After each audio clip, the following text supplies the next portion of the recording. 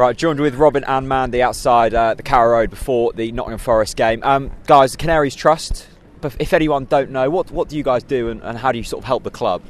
Well, basically the principal reason for the Canaries Trust is to buy shares which are then held in trust on behalf of the fans, with the 15th largest shareholder at the club.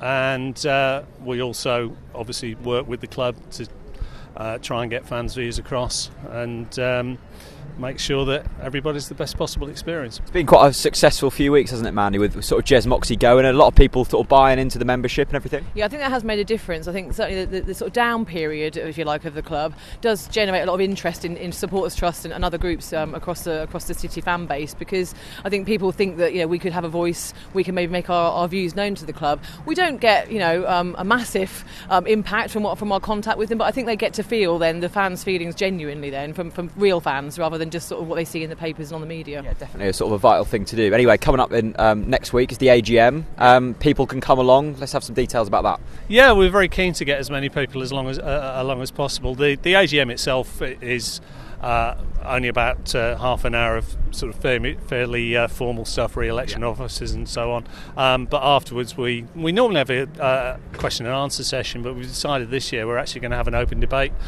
which is going to be led by myself, Rob Butler and Chris Gorham.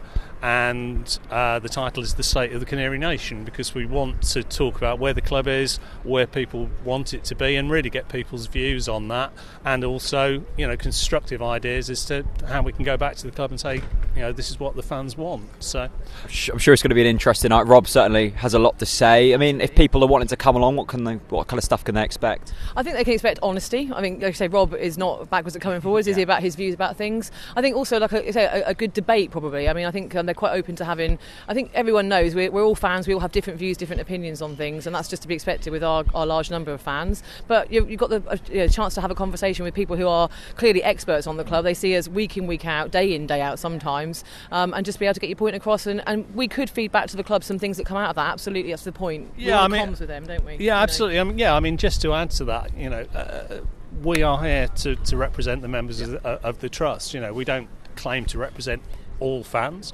but we do represent the members of the trust, and in order to do that we need to know what their views are, because if we know that, we can then convey them to the club. Finally, time, date, where can people find you?